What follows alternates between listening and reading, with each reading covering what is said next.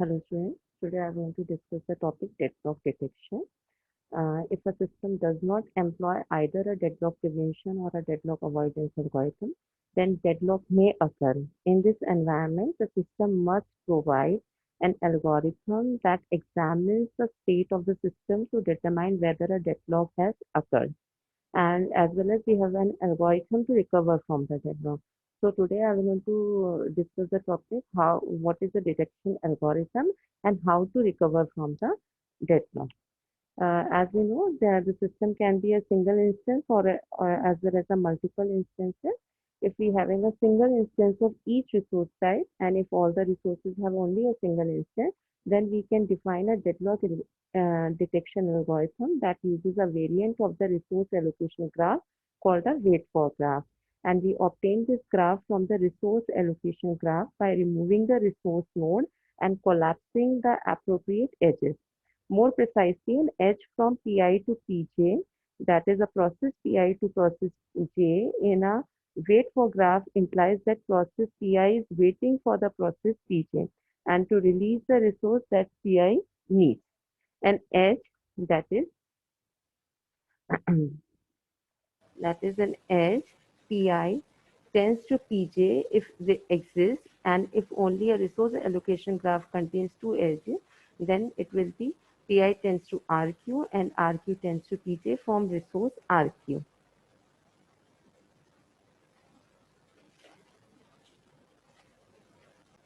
So from this figure, it is a resource allocation graph, and then by removing the node, only the processes are being present in the graph, and we can see that process P1 is waiting for the process P2, P2 is in the waiting state because of the process P5, P3 is waiting because of P2 is also waiting because of the P3, P3 is waiting because of the P4, and P4 have that instance which is required by the P2 as well as P3, and P4 is waiting for the instance of P1. So it's a wait for graph that which process is waiting for due to which processes. When a system has several instances of a resource type, the wait for graph scheme is not applicable to a resource allocation system with a multiple instances of each resource type. And we now turn to a deadlock detection algorithm that is applicable to such a system. The algorithm implies that time-varying data structure that are similar to those used in the Banker's algorithm. In available data structure, a vector length of m indicates the number of available resources of each type, and in allocation data structure, an n cross m matrix defines the number of resources of each type currently allocated to each process. In request, an n cross m matrix indicates the current request of each process. If request ij is equal to k, the process Pi is requesting k more instances of resource type rj. The detection algorithm simply investigates every possible allocation sequence for the process that remains to be completed. Again, I repeat, available basically tells at present instance how many instances of that particular resource is available. Allocation means at present instance how many instances of resource is being allocated to particular process, and request data structure basically tells at present instance how many instances of resources is being requested by that particular process. And the algorithm is quite similar to the Banker's algorithm. Let work and finish with the vectors of length m and n respectively. The available instances is being initialized to work, and for number of processes, that is the I loop will be called from according to the number of processes.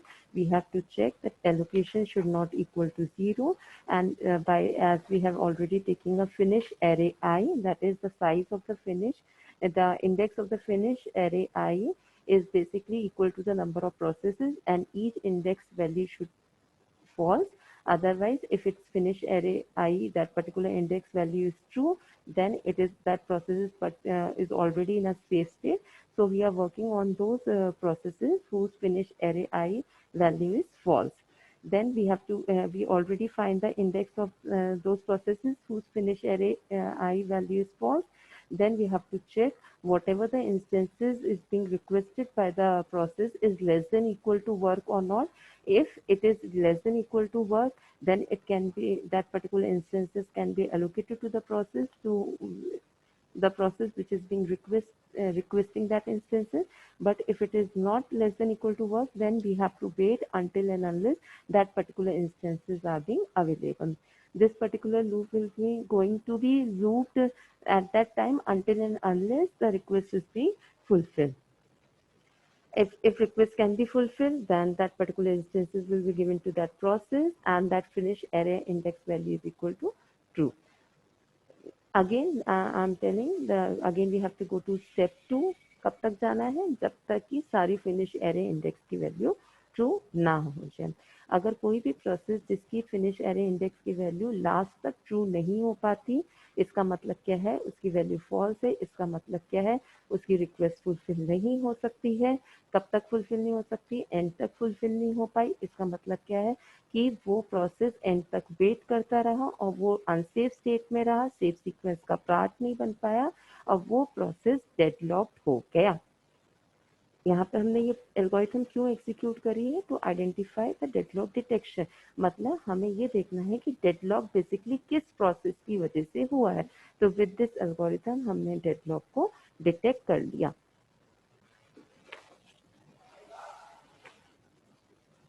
So basically we get to know a deadlock exists in the system if and only if the wait for graph contains the cycle.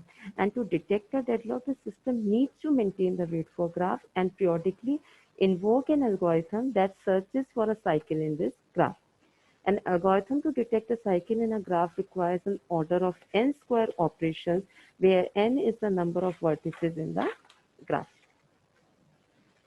It is the same example which we have already discussed in the Banker's algorithm. We have 5 processes P0, P1, P2, P3, P4 and 3 resource type A, B, C. A has 7 instances, B has 2 instances and C has 6 instances. And in this we can see we have 3 columns: pro allocation, request and available. Each and every process is being allocated with their required instances. As we can see in process P0, we have allocated 0 instances of A, 1 instances of B and 0 instances of C. For P1, 2 instances of 0, 0 instances of B and 0 instances of C. For P2, 3 instances of A, 0 instances of B and 3 instances of C. For P3, 2 instances of A, 1 instances of B and 1 instances of C. For P4, 0 instances of A, 0 instances of B and 2 instances of C. These are those instances which is already being allocated to the processor. And at present instance of time, we can see the process P0 is not requesting for any of the instances. Process P1 is being requesting for 2 instances of A, 0 instances of B and 2 instances of C. P2 is not requesting and P3 is requesting for 1 instance of A and 0 instances of B and C. And for P4, 0 instances of A, 0 instances of B and 2 instances of C. If we see how many available instances, what is the process? Add the instances and minus from the total instances. To 2 plus 3, 3 plus 2, 7, 7 minus 7, 0. At present, 0 instances of A is being available. 1 plus 1, 2, and that is 2 instances of B is already being allocated. So there is 0 instances of B, and 3 plus 1, 4 plus 2, 6. 6 instances of C is already being allocated. So at present, 0 instances of C is being available. And by applying a safety algorithm, we get in sequence P0, P2, P3, P1, P4, and all the index of finish array I value is true. So none of the processes is being in deadlock state. At next instance of time, if suppose the process P2 requests an instance of type C. In the previous, we have already seen, and none of the requests is being done by the process. But next instance of time, we see 1 instance of C is being requested. Then we have to check whether the system is in a safe state. It means all the processes are being the part of the safe sequence or not. and we can reclaim the resources held by the process P0, but insufficient resources to fulfill other processes request. If we are, is there deadlock exists consisting of a process P1, P2, P3, and P4. So we have to apply that algorithm which we have discussed in the previous slide, and then we have to check whether the system is in a deadlock state or not. Now, what is the usage of a deadlock detection algorithm? When and how we have to invoke this algorithm, it depends how often a deadlock basically occurs in a system and how many the process will need to be rolled back.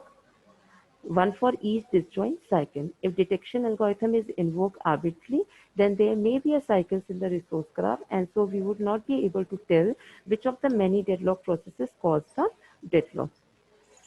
So we have to, if the system is, if the processes are getting into the, frequently they are being getting into the deadlock, then we have to uh, recover from that particular deadlock state. Next is how to recover from the deadlock. When a detection algorithm determines that a deadlock exists, several alternatives are available. One possibility is to inform the operator that a deadlock has occurred and to let the operator deal with the deadlock manually. Another possibility is to let the system recover from the deadlock automatically. There are two options for breaking a deadlock. One is simply to abort one or more processes to break the circular wait, and the other is to preempt some resources from one or more of the deadlock processes. So first is process termination, that is to eliminate the deadlock by aborting a process. We use one of the two methods. We can abort all the deadlock processes, or we abort one process at a time until the deadlock cycle is eliminated. In which order we have to choose the abortion of to abort the process? Firstly, we have to check the priority of the process, how the long the process has already been computed, and how much longer to completion. Resources the process has used, resource the process needs to complete, and how many process will be needed to be terminated. Is this the process is of interactive nature or a batch process? If we choose a resource preemption, that is to eliminate the deadlock using the resource preemption, we successfully preempt some resources from processes and give these resources to another process until the deadlock cycle is broken. If preemption is required to deal with the deadlock, then there are three issues which is to be addressed. First is we have to select the victim so that we can minimize the cost. We can use the process rollback, that is return to some safe state and restart the process from that state, or we can check the starvation, that is same process may always be picked as victim, include number of rollbacks in a cost factor. So with the help of from process termination or from the resource preemption, we can recover from the deadlock. Thank you.